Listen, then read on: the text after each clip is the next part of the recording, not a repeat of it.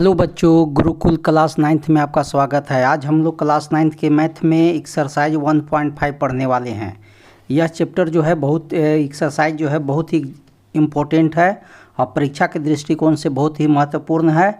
और इस चैप्टर में इस चैप्टर से कोई ना कोई क्वेश्चन एग्जाम में हर हालत में आता है, इसलिए इस चैप्टर को बहुत ध्यान से हम लोग सीख लेंगे कि किस तरह से इसका सवाल बनता है और कुछ कैसे प्रमेय और प्रमेय का पहचान किया जाता है। और लास्ट में इस चैप्टर का जो इम्पोर्टेंट क्वेश्चन है वह आपको लास्ट में बता देंगे कि एक्सरसाइज में भी कौन क्वेश्चन जो है सबसे ज़्यादा VVI है। तो चलिए हम लोग एक्सरसाइज को बनाते हैं 1.5। फर्स्ट क्वेश्चन कहता है कि बताइए नीचे दी गई संख्याओं में कौन कौन प्रमेय है और कौन कौन अप्रमेय है। तो प्रमेय संख्या कौन होता है, अप्रमेय संख्या कौन होता है, कैसे पहचान करते हैं, इसका पिछला वीडियो में हम लोग जान चुके हैं। प्रमेय संख्या मतलब जिसमें रूट ना हो, ठीक है, या डेसिमल में भी हो तो कंटिन्यू मतलब क्या हो, मतलब नंबर बार मतलब पूरा पूरा डिवाइड नहीं हो रहा हो, ठीक है, और डिफरेंट नंबर आ रहा हो, ठीक है, तो वह अप्रमेय संख्या में आ जाएगा। तो प्रमेय संख्या में है कि रूट में नहीं होना चाहिए, और रूट में जब यदि रह गया सॉल्व करने के बावजूद भी तो अप्रमेय संख्या हो जाता है, ठीक है।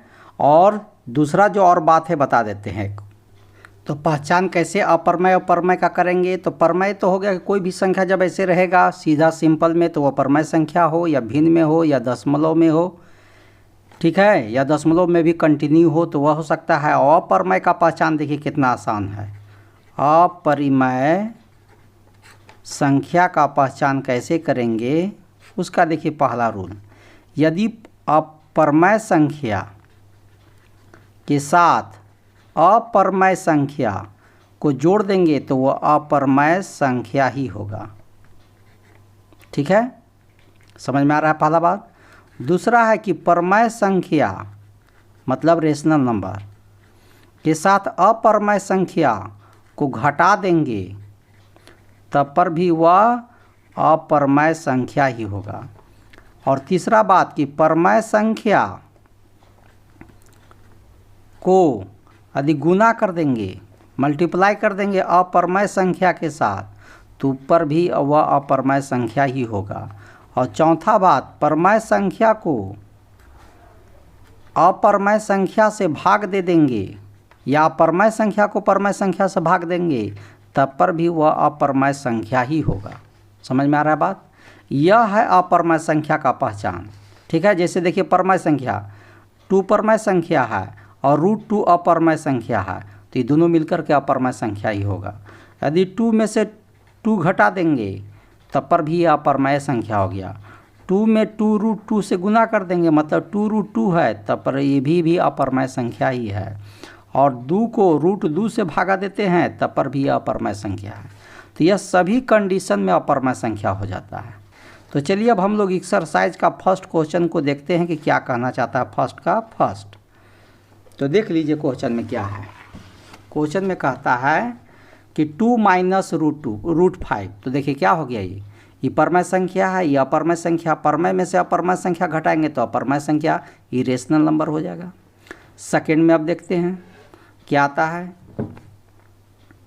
तो हम लोग क्या देखें, यहाँ प्रमेय संख्या है या अप्रमेय संख्या। प्रमेय में अप्रमेय घटाए तो अपरिमेय संख्या इरेशनल नंबर हो गया। अब दूसरा देखिए, दूसरा लिखा हुआ है 3 + √23 ब्रैकेट बंद करके -23। तो क्या होगा, यह क्या होगा 3 + √23 हो गया -√23। तो प्लस माइनस है कट गया, क्या बचा 3 बचा। 3 क्या है, प्रमेय संख्या है, तो इसलिए यह परिमेय संख्या हो गया, रेशनल नंबर। थर्ड क्वेश्चन देखिए, बुक से देख लीजिए थर्ड क्वेश्चन क्या है। थर्ड क्वेश्चन कह रहा है 2 √7/7 √7। ये क्या है, प्रमेय है कि अप्रमेय है, यही कहना चाह रहा है। तो जाकर के √7 से √7 कर गया 2/7। देखिए रूट में कोई संख्या ना है, 2 है ना 7 है, ऐसे संख्याओं को क्या कहा जाता है, परिमेय संख्या कहा जाता है, रेशनल नंबर। अब आइए 4 क्वेश्चन क्या कह रहा है। तो 4 क्वेश्चन कह रहा है 1/√2, ठीक है, 1/√2 √2, तो 1/√2 में क्या है, 1 है परमय संख्या और नीचे है √2 जो है अपरमय संख्या है, इरेशनल नंबर।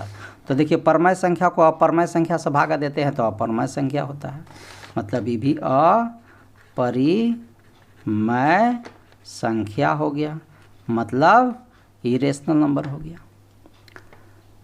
अब पाँचवा क्वेश्चन देख लीजिए, इसी का पाँचवा पॉइंट, 2 पाई। 2 क्या है, 2 परमय संख्या है और पाई क्या है, अपरमय संख्या। पाई अपरमय संख्या में आता है, तो परमय संख्या को अपरमय संख्या से गुना किया हुआ है। तो देखिए परमय संख्या को अपरमय संख्या से गुना करेंगे तो क्या होगा, अपरमय संख्या, इसलिए ये भी हो गया अपरिमेय संख्या, मीन्स इरेशनल नंबर हो गया। फर्स्ट क्वेश्चन का सब क्वेश्चन सॉल्व हो गया, कितना आसान सा देख लिए, केवल इसका रूल याद होना चाहिए। दूसरा क्वेश्चन देखिए, निम्नलिखित व्यंजकों में से प्रत्येक व्यंजक को सरल करना, सिंप्लीफाई करना है। तो सिंप्लीफाई करना है, इसको सॉल्व कर देना है बस। तो चलिए फर्स्ट क्वेश्चन देखते हैं, क्या कहता है, 3 + √3 और 2 + √2, इसको सॉल्व करना है। 3 + √3 और 2 + √2, यही क्वेश्चन है। तो आपको इसको बनाने का 2 तरीका है, या तो सिंपली है कि पहले इसको इससे मल्टीप्लाई कर दिए, 3 को 2 से करेंगे 6 हो गया, फिर 3 को इससे मल्टीप्लाई कर दिए, 3 को √2 से करेंगे तो 3√2 होगा, 6 नहीं होगा क्योंकि विदाउट रूट है, ये रूट है, तो रूट और विदाउट रूट में मल्टीप्लाई नहीं होता है, केवल दोनों नंबर लिखा जाता है। चलिए इससे हो गया ये दोनों नंबर में, अब इससे करिए, इसमें 2 को √3 से करेंगे तो 2√3 हो जाएगा, और 3 को √2 से करेंगे, देखिए भी रूट है, ये भी रूट है, इसलिए मल्टीप्लाई होगा। जैसे नंबर और नंबर में मल्टीप्लाई होता है विदाउट रूट में, 3 दूनी के 6 किए थे, तो ये √3 है, √2 है, तो √3 2 + 6 हो जाएगा, √6। ये 6 सिंगल वाला यहाँ पर और कोई नहीं है, √2 वाला ग्रुप अकेले है, √3 वाला ग्रुप अकेले है, √c वाला ग्रुप अकेले है, और कहूँ है नहीं, इसीलिए यह क्वेश्चन का आंसर इतना ही हो गया। देखिए कितना आसान था। अब आइए इसी का सेकेंड क्वेश्चन देखिए, बुक में क्वेश्चन देखिए क्या लिखा हुआ बुक में क्वेश्चन, 3 + √3 और 3 - √3, यह है, यह 2 तरह से बनेगा।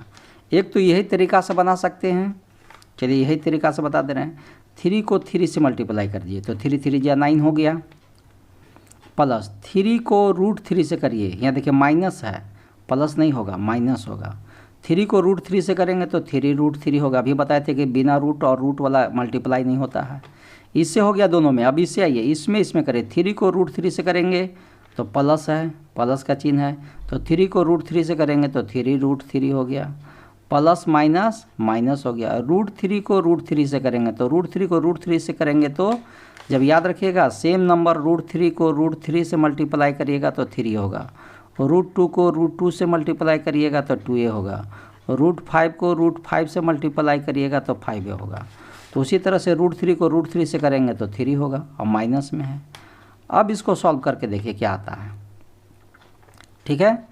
अब सॉल्व कर देते हैं कि 9 में से 3 लेस कर देंगे, 6 हो गया, और ये देखिए 3√3 प्लस में है, 3√3 माइनस में है, ये दोनों कट गया, यही 6 आंसर हो गया।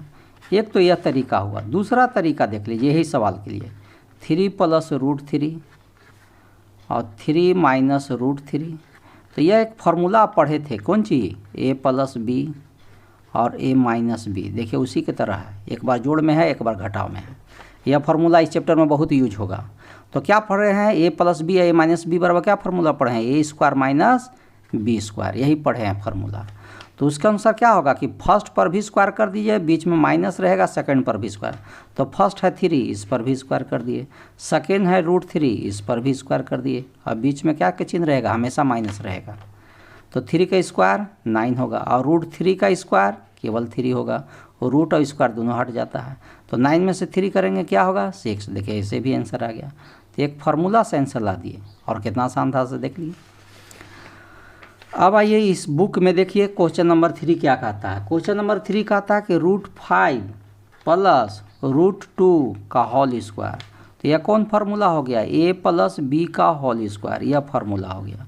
क्या पढ़े हैं, a² + 2ab + b², यही फार्मूला पढ़े हैं। तो इसी फार्मूला पर यह सवाल बनने वाला है।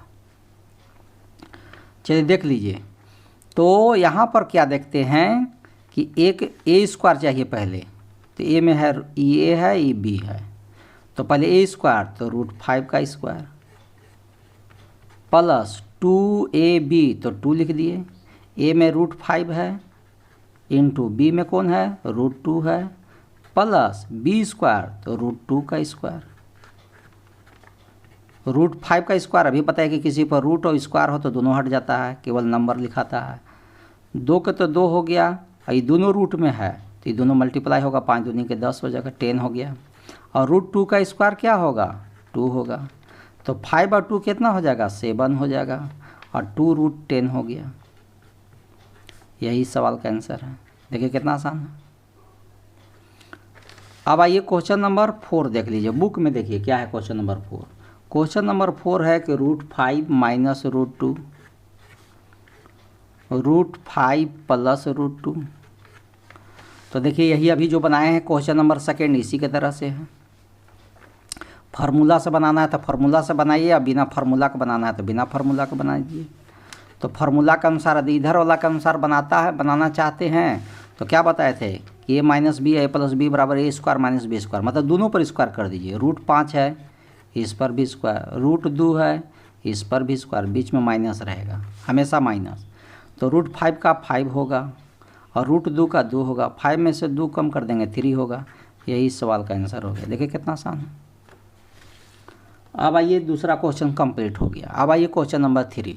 क्वेश्चन 3 कहता है कि आपको याद होगा कि पाई को एक वृत्त की परिधि मान लीजिए सी और उसके व्यास मान लीजिए डी के अनुपात से परिभाषित किया जाता है, अर्थात पाई बराबर c/d।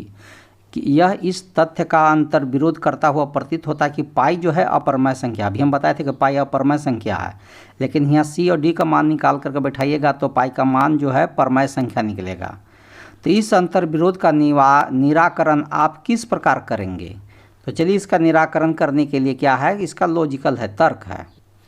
तो हम लोग अभी कहा कि क्वेश्चन नंबर 3 में कि पाई बराबर c/d है, तो यह कैसे परमय संख्या माने अपरमय संख्या नहीं है, ठीक है। तो इसका मेन रूप से है कि कोई भी चीज़ है, पाई मतलब परिधि, वृत्त की परिधि, जो परिधि है इसी यहाँ से यहाँ तक की लंबाई को ही c कहा जाता है। सेंटर से जो ऐसे गया इसी को नाम है d, यहाँ से यहाँ तक का लंबाई को। तो जब हम इसका परिधि नापते हैं या इसका वैल्यू जब नापते हैं तो हम लोग क्या होता है एक निकट वैल्यू लेते हैं, कोई भी वैल्यू लेते हैं तो जो भी वैल्यू आया, मान लीजिए यहाँ से यहाँ तक किए तो 22.5 आया या कुछ भी आया, उसी के अप्रॉक्स में इसका वैल्यू लेते हैं, ठीक है। तो केवल हम इसका क्या होता है एक यहाँ से यहाँ तक यदि 10 सेंटीमीटर 10 लेते हैं या 10.5 है तो 10.5 ले लेते हैं।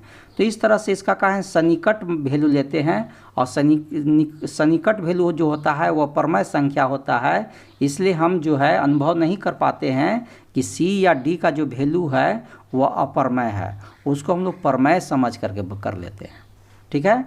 तो यहाँ पर यही रीजन लिखाएगा। अब आइए क्वेश्चन नंबर 4 कहता है कि संख्या रेखा पर √9.3 को निरूपित कीजिए। कैसे संख्या रेखा पर इसको करेगा, तो रफली आपको हम बता दे रहे हैं, वैसा ही आप करिए, आपको भी बन जाएगा। तो चलिए हम आपको बना के दिखाते हैं। तो संख्या रेखा पर √9.3 को दिखाना है तो इसके लिए क्या करना होगा कि आपको एक लाइन खींचना होगा, और यह लाइन कितना होना चाहिए, इसका नाम A और यहाँ पर B दे दीजिए, और यह लाइन 9.3 होना चाहिए। अब यहाँ से यहाँ 9.3 कर दिए, इसके बाद यहाँ से यहाँ तक एक और लाइन खींचिए जिसका नाम C दे दिया, 1 सेंटीमीटर होना चाहिए। ये 9.3 सेंटीमीटर था और यहाँ से यहाँ तक एक 1 सेंटीमीटर का लाइन खींच दिए, ठीक है, हो गया इतना। अब क्या कर दिए कि A और C यह दोनों को क्या लेकर के इसका एक सेंटर प्राप्त करिए। सेंटर कैसे मिलेगा, तो यहाँ से यहाँ 9.3 है 1 है, तो इसको क्या करिए कि समद्विभाजित करिए, आधा से अर्क लेकर के इधरों भी काटिए इधरों भी काटिए, यहाँ से लेके ऐसे भी कर दिए ऐसे भी कर दिए, यहाँ C के पास भी रख करके ऐसे और वैसे कर दिए, तो इसमें ऐसे और वैसे क्या होगा, यहाँ से C के पास रखे ऐसे काटिए, ऐसे चाप काट दीजिए, ठीक है। तो चाप काटने से कट जाएगा और ये दोनों पॉइंट को मिला दीजिए। तो यह जो मिला यही सब का सेंटर हो गया वो, और O और A को ले लीजिए, ठीक है, O और A को ले लीजिए और इस तरह से इसे गोले गोले घुमाते हुए इसे ले आनी है। यहाँ से सेंटर लेते हुए इस तरह से अर्धवृत्त बना दीजिए। हो गया, बन गया। ओ और सी को ले लेना है, इस तरह से इसे गोले गोले चाप काट देना है, हो गया। जब कट जाएगा तो यहाँ सी पर क्या करिए, सी बी के पास 90 डिग्री का कोण बनाइए। तो 90 डिग्री का कोण बनाने जानते हैं कि कोई ऐसा चाप अर्क ले लीजिए, इस पर एक बार यहाँ से काटेंगे तो 60 और फिर यहीं से काट देंगे तो 20, 120 और 120 और 60 के बीच में काटेंगे तो 90 डिग्री होगा। और इसको इस तरह से मिला देंगे और जो मिलेगा ये आपका √9.3 का वैल्यू हो जाएगा, ठीक है। और इस रेखा को थोड़ा सा और बढ़ा लीजिए। अब क्या करिए कि यहाँ से यहाँ तक का दूरी नाप लीजिए, ठीक है। बी और यहाँ पर हम नाम डी दे रहे हैं। बी डी का डिस्टेंस जो है कंपास से नाप लीजिए और नापने के बाद इसको इस तरह से घुमाते हुए नीचे ले आनिए। तो यहाँ से यहाँ पर इस तरह से आर्क काट देना है, ठीक है। बी और डी से ले लीजिए, वैसे इसे घुमा दीजिए। जब घुमाइएगा तो यहाँ पर जो मिला ई पॉइंट, यही पॉइंट जो है √9.3 हो गया, ठीक है। तो यही इसी तरह से दिखाना है संख्या रेखा पर √9.3, ठीक है। तो यही आपका 9.3 हो गया, मतलब यहाँ से यहाँ 1 के बाद जो वैल्यू आया यह 9.3 आ गया, ठीक है। तो यही सवाल का आंसर है। इसी तरह से स्ट्रक्चर बनाना है, आप ट्राई करके देख लेंगे। अब हम लोग क्वेश्चन नंबर 5 आते हैं। 5 क्वेश्चन VVI है, बहुत महत्वपूर्ण क्वेश्चन है। देखिए कैसे कहता है। यह सब क्वेश्चन, इस सब एक्सरसाइज को फर्स्ट टर्म के लिए क्या है, ऑब्जेक्टिव बना चुका है। तो हम इस सब का हर चैप्टर का ऑब्जेक्टिव जो है वीडियो, जितने भी फर्स्ट चैप्टर है, फर्स्ट चैप्टर का पूरा वीडियो ऑब्जेक्टिव इसके बाद आएगा। 1.5 के बाद 1.6 बता देंगे और इसके बाद इस पूरे चैप्टर का, चैप्टर 1 का पूरा ऑब्जेक्टिव MCQ जो है बोर्ड एग्जाम में जो आएगा वो आपको बता देंगे कि इस तरह का क्वेश्चन रहेगा, कैसे सॉल्व करिएगा। तो चलिए हम लोग 5 क्वेश्चन करा। निम्नलिखित के हरों का परमयकरण करें। हरों का परमयकरण मतलब क्या करा, रेशनलाइज करना है, ठीक है। तो रेशनलाइज करना का मतलब है नीचे जो है रूट है वो रूट को हटा देना है, तो वही है परमयकरण। परमयकरण में हर का, हर मतलब नीचे, ऊपर अंश होता है, नीचे हर होता है, नीचे डिनोमिनेटर होता है। तो कह रहा है कि रूट में जो है उसको रूट को हटा दीजिए, बिना रूट वाला नंबर रख के करिए। तो कैसे सिंप्लीफाई करिएगा यह हमको करके दिखाइए। तो चलिए आपको हम दिखाते हैं। बहुत ही आसान है और बहुत एग्जाम के लिए बहुत ही महत्वपूर्ण भी है। तो चलिए फर्स्ट 5 क्वेश्चन का फर्स्ट क्वेश्चन 1/√3 √7। तो √7 को हटाने के लिए रूल होता है कि यदि नीचे सिंगल में कोई नंबर हो और रूट में हो तो वही नंबर से ऊपर और नीचे भी मल्टीप्लाई कर दीजिए। √7 था तो √7/√7 से कर दिए। √7 को 1 बार पढ़ेंगे तो √7 रहेगा। और बताए थे कि सेम रूट वाला को सेम रूट से करिएगा तो केवल नंबर उतरता है। यही सवाल का आंसर है। देखिए कितना आसान था, ठीक है। अब आइए question number second. Question number second कहता है 1/√7 माइनस √c। देखिए यहाँ नीचे डबल अब आ गया। तो इसको कैसे बनाएंगे, इस तरह का क्वेश्चन आपको एग्जाम्पल में दिया हुआ है, आप ऐसा क्वेश्चन को ट्राई कर लेंगे। तो रूल होता है जब डबल हो हर में तो वही नंबर से ऊपर और नीचे भी मल्टीप्लाई करिए जैसे इसमें किए थे। लेकिन यहाँ माइनस में हो तो प्लस में करिए, प्लस में है तो माइनस में करिए, माइनस है तो प्लस में करिए। तो √7 है, माइनस में था तो इन लोग को देखिए प्लस में लिख दिए। देख लिए, पहला काम यह करना है। दूसरा काम क्या करना है, √7 प्लस √6 को 1 से करेंगे तो यही रह जाएगा √7 प्लस √6। और नीचे देखिए अभी तुरंत है, देखिए a - b और a + b, फार्मूला आ गया। एक बार ये दोनों माइनस में है, एक बार यही दोनों प्लस में है। तभी तुरंत समझाए थे कि यदि एक बार दोनों माइनस में हो और एक बार प्लस में हो या प्लस माइनस आगे पीछे हो सकता है तो फार्मूला हो जाता है a² - b²। यही फार्मूला होता है। तो आपको प्लस आगे रहे या माइनस रहे या एन माइनस रहे, इधर बाद में प्लस रहे, उससे कोई दिक्कत नहीं है, फार्मूला यही रहेगा, ठीक है। तो आइए देखते हैं यहाँ कि एक बार माइनस में एक बार प्लस में है तो दोनों पर स्क्वायर हो जाएगा लेकिन बीच में माइनस रहेगा।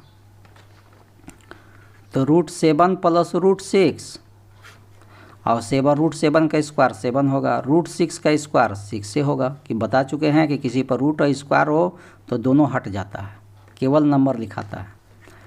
तो √7 प्लस √6 तो हो गया और नीचे घटाएंगे तो कितना बचेगा, 1 बचेगा। तो 1 का वैल्यू नहीं होता है। तो √7 प्लस √6 यही सवाल का आंसर है। देखिए कितना आसान था। आइए क्वेश्चन नंबर 3 देखते हैं क्या कहता है। क्वेश्चन नंबर 3 कह रहा है 1/, इसी तरह से है √5 प्लस √2। तो क्या करना चाहिए, नीचे प्लस में है तो यही चीज़ को ऊपरे भी लिखिए √5, लेकिन प्लस में है तो माइनस में लिखिए, सेम चीज़ लिखना है। अब देखिए क्या करना चाहिए, तो हम लोग जानते हैं कि √5 माइनस √2 को 1 से करेंगे तो √5 माइनस √2 हो जाएगा, और नीचे जान रहे हैं कि एक बार प्लस में है एक बार माइनस में है तो दोनों पर स्क्वायर हो जाएगा, लेकिन बीच में हर हालत में क्या रहेगा, माइनस, प्लस कभी नहीं होता है। तो √5 माइनस √2 तो हो गया, और √5 का स्क्वायर 5 होगा, √2 का स्क्वायर 2 होगा, √5 माइनस √2, अब घटा दीजिएगा, 5 में से 2 घटा दीजिएगा तो 3 हो गया, आंसर हो गया। ठीक है, तो यही सवाल का आंसर है। चलिए भी हो गया, कितना आसान था तो देख रहे हैं। अब चौथा क्वेश्चन देख लीजिए, इसमें 4 गो ही क्वेश्चन है, 1/√7 माइनस 2। तो उसी तरह से ये भी है कि नीचे माइनस में है तो वही चीज़ को लिख दीजिए प्लस में, हो गया।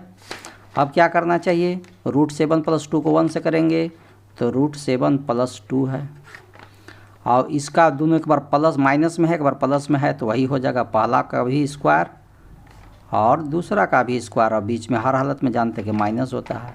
ऊपर तो सेम रह जाएगा, और नीचे में क्या करेंगे, किसी पर रूट और स्क्वायर है तो केवल नंबर उतर जाएगा, और 2 का स्क्वायर क्या होता है, 4 होता है, तो 2 का स्क्वायर 4 हुआ। तो √7 प्लस 2 तो रह गया, और 7 में से 4 लेस कर देंगे 3 होगा, यही सवाल का आंसर हो गया। ठीक है, तो इस तरह से यह सवाल का आंसर आपका हो गया। यह चैप्टर में बस इतना ही क्वेश्चन था, और इसी तरह का क्वेश्चन आपको एग्जाम्पल में भी है, आप इस एग्जाम्पल का क्वेश्चन इसी तरह से कर लीजिएगा। इस चैप्टर का जो VVI क्वेश्चन है, जो मेन रूप से क्वेश्चन था, वह क्वेश्चन आपका सेकेंड क्वेश्चन था, सेकेंड का सभी क्वेश्चन और 5 क्वेश्चन, यही 2 क्वेश्चन जो है सबसे मेन है। ऑब्जेक्टिव के लिए थोड़ा बहुत जो है फर्स्ट क्वेश्चन भी मेन है, लेकिन सॉल्व करने के लिए यही 2 जो है VVI क्वेश्चन है, 2 में सब और 5 में भी सब। ठीक है, तो अगला वीडियो एक्सरसाइज जो है 1.6, उसमें फिर हम आपसे मिलेंगे। इस चैप्टर का भी, यह चैप्टर भी बहुत महत्वपूर्ण है, इसको 100 भी सॉल्व करेंगे। तब तक के लिए जय हिंद, जय भारत।